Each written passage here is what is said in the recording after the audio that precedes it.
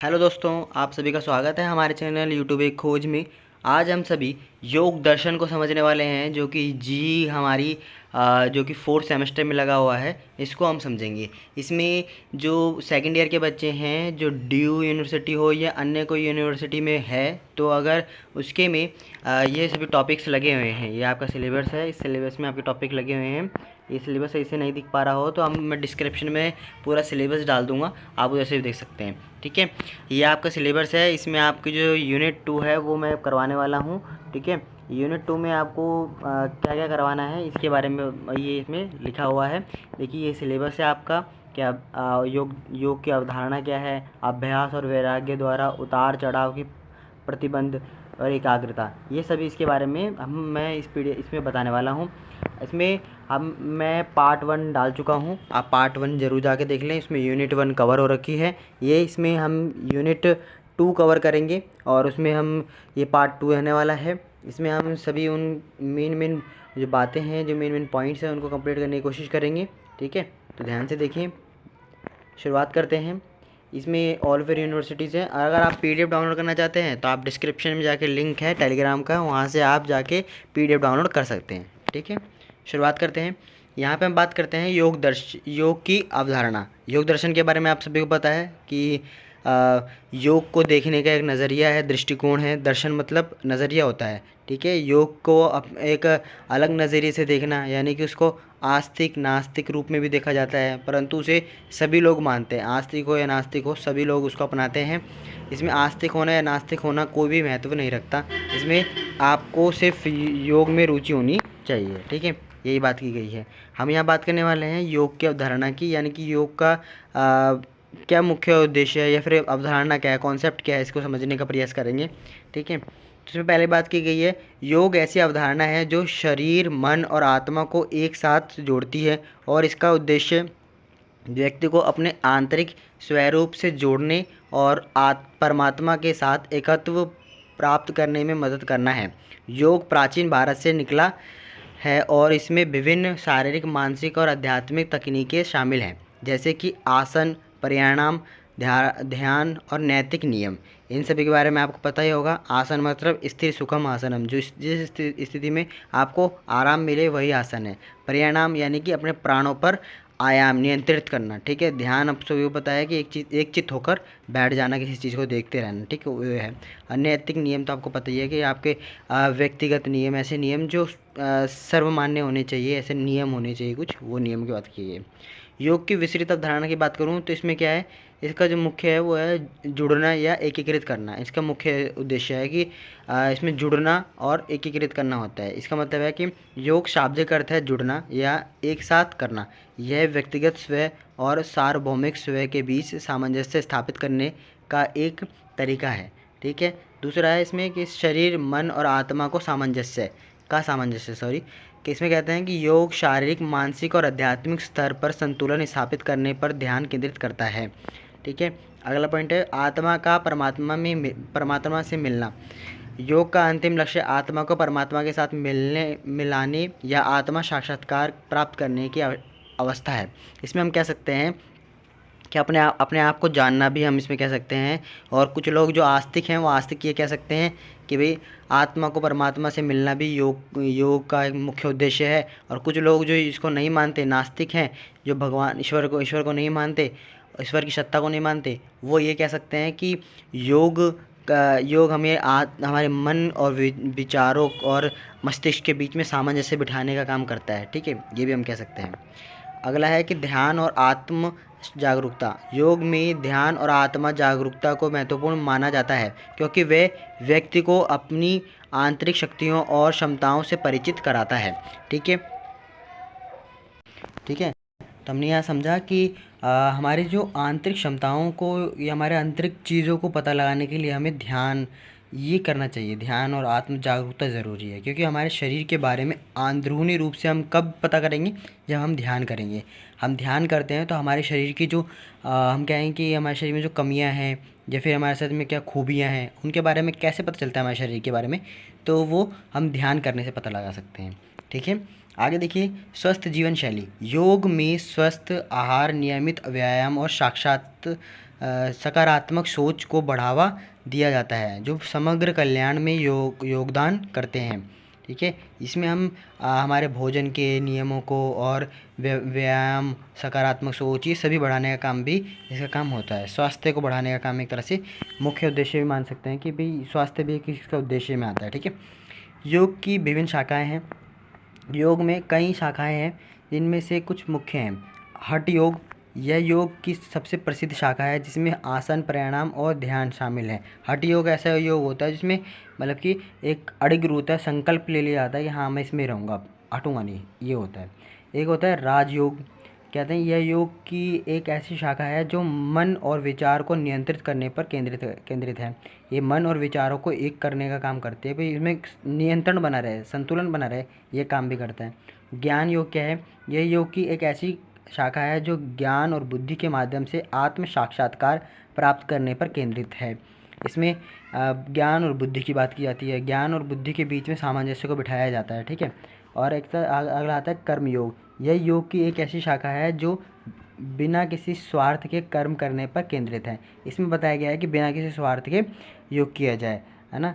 इसमें कर्म को मतलब कि बिना फल की प्राप्ति की इच्छा के आप कर्म करते जाओ, तो ये बताया गया है। वैसे तो ऐसा नहीं होता, आज के वर्तमान में ऐसा नहीं होता, परंतु गीता में हो या हमारे पतंजलि के सूत्रों में हो, इन सभी में कहा गया है कि निस्वार्थ फल की इच्छा के आप कर्म करते जाओ, इसमें बात की गई है।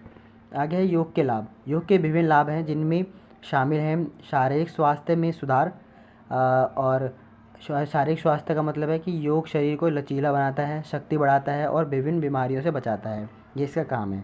मानसिक स्वास्थ्य की बात करूँ तो योग क्या करता है? तनाव, चिंता और अवसाद को कम करने में मदद करता है और मन को शांत और केंद्रित कर बनाता है। इसमें आध्यात्मिक विकास की बात आती है।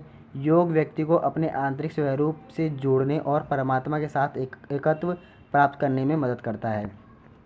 इसमें बात की गई है समग्र कल्याण की, तो इसमें कहते हैं कि योग व्यक्ति के शारीरिक, मानसिक और भावनात्मक और आध्यात्मिक स्तर पर संतुलन स्थापित करने में मदद करता है। इससे वे एक स्वस्थ और खुशहाल जीवन जी सकता है। अपने जीवन को सही से जीने के लिए भी एक तरह से कल्याणकारी काम करने का काम भी होता है। इसमें मानसिक, शारीरिक, भावनात्मक रूप से भी हमें स्थिरता लाने का काम करता है। ठीक है, अब आगे बात करते हैं। दूसरा पॉइंट जो हमारे आता है क्या? अभ्यास और वैराग्य। अभ्यास और वैराग्य का एक मतलब मैं एक बताना चाहूँगा। अभ्यास का मतलब है कि आप बार बार उसको रिपीट कर रहे हो। किसी चीज़ को अगर बार बार रिपीट कर रहे हो तो क्या होगा? उसमें आप पारंगत हो जाएंगे, उस चीज़ को आप बहुत अच्छी तरह समझ जाएंगे।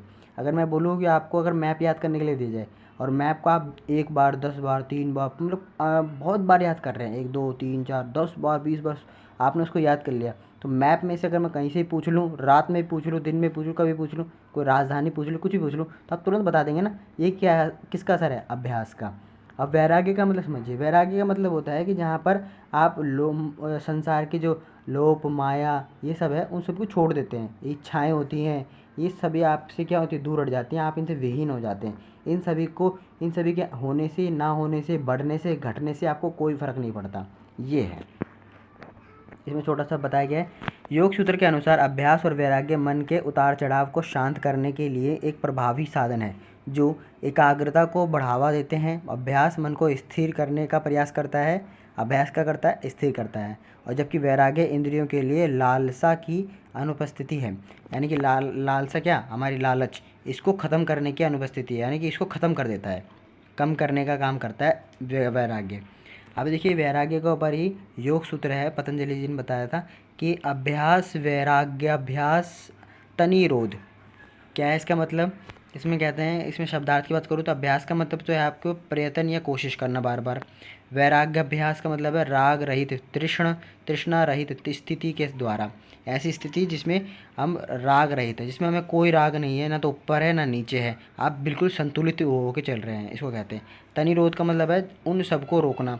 अवरोध यानी रोकना ही कहलाता है। यानी अभ्यास और वैराग्य का अर्थ है जिसमें जो रोकता है, किसको? उन स्थितियों को जो हमें किसी कार्य को करने में विघ्न करती हैं। ठीक है, सूत्रार्थ में भी कह सकते हैं कि अभ्यास और वैराग्य के द्वारा उन सभी वृत्तियों का निरोध होता है। वृत्तियाँ कौन सी? विचारों की, जो विचार हमें आके बार बार रोकते हैं कर्म करने से, किसी कर्म को करने से, उनको ख़त्म करने का, उनको रोकने का काम करते हैं। ठीक है, व्याख्या इस प्रकार है इसकी, इस वाक्य की इस सूत्र में चित्त वृत्तियों के निरोध के 2 उपायों का वर्णन किया गया है। चित्त की वृत्तियों के पूर्ण रूप से रुकने पर ही साधक को समाधि की प्राप्ति होती है। इसके लिए सर्वप्रथम अभ्यास और वैराग्य के पालन की बात की गई है। इसमें अभ्यास की बात करता हूँ। अभ्यास क्या है? चित्त की वृत्तियों को रोकने व चित्त को एकाग्र करने के लिए किए गए प्रयास या कोशिश को अभ्यास कहते हैं। बार बार किए गए प्रयत्न से चित्त की वृत्तियाँ रुक जाती हैं और चित्त में एकाग्रता आती है। यानी कि आप जब किसी काम को बार बार देखिए, आप क्या करते हैं, अगर मैं बोलूँ ध्यान लगाने के लिए बोल दीजिए आपको, तो ध्यान अगर बार बार लगाएंगे, पहली बार लगाएंगे तो आपका जो चित्त है वो बार बार भटकेगा।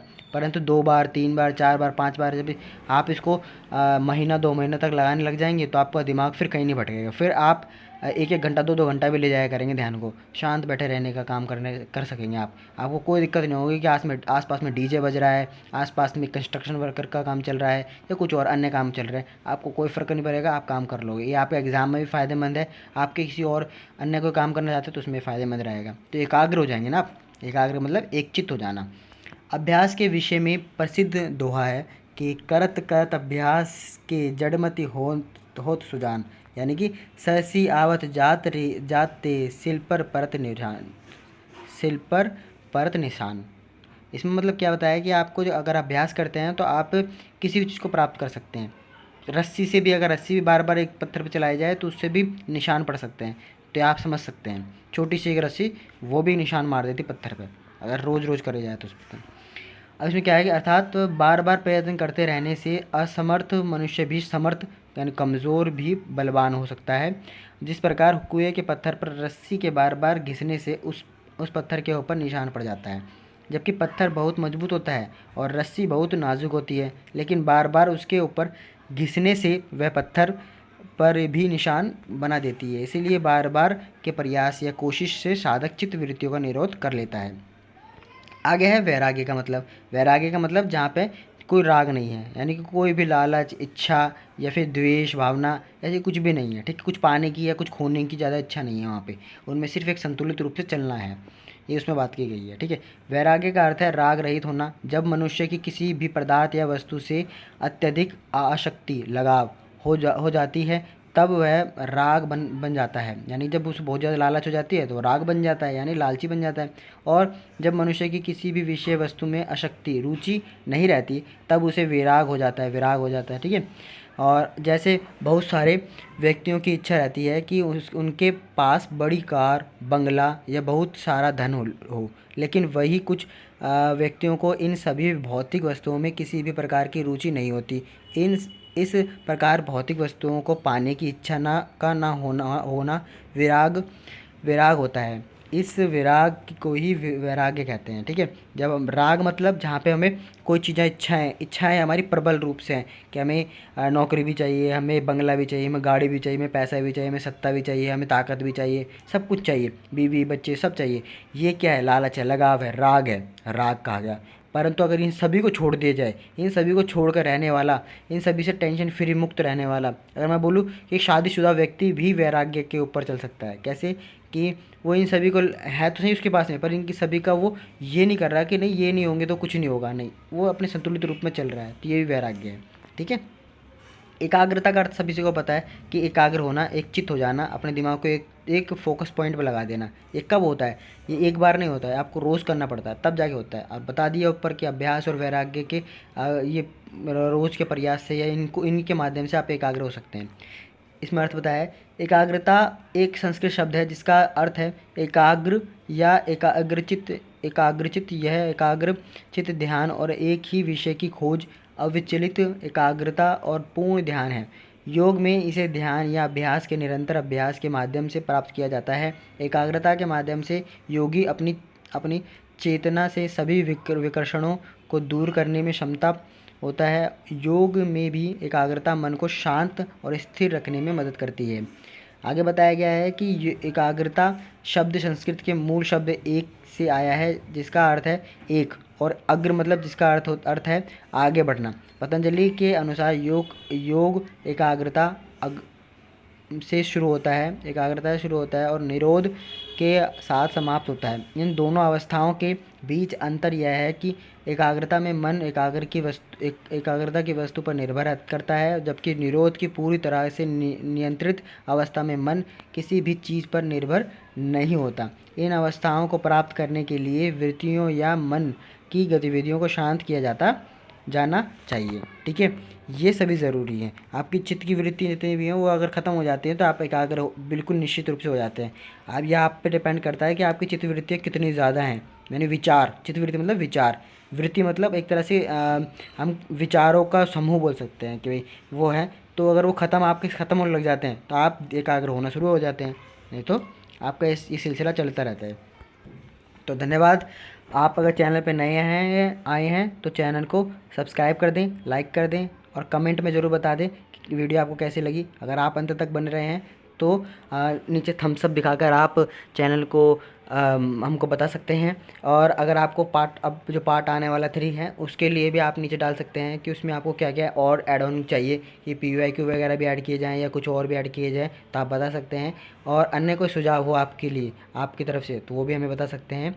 Thank you. और फ्री PDF के लिए आप नीचे टेलीग्राम का लिंक दे रखा है, उसमें जाकर वहाँ से आप टेलीग्राम से वीडियो डाउनलोड कर सकते हैं। धन्यवाद। Thank you.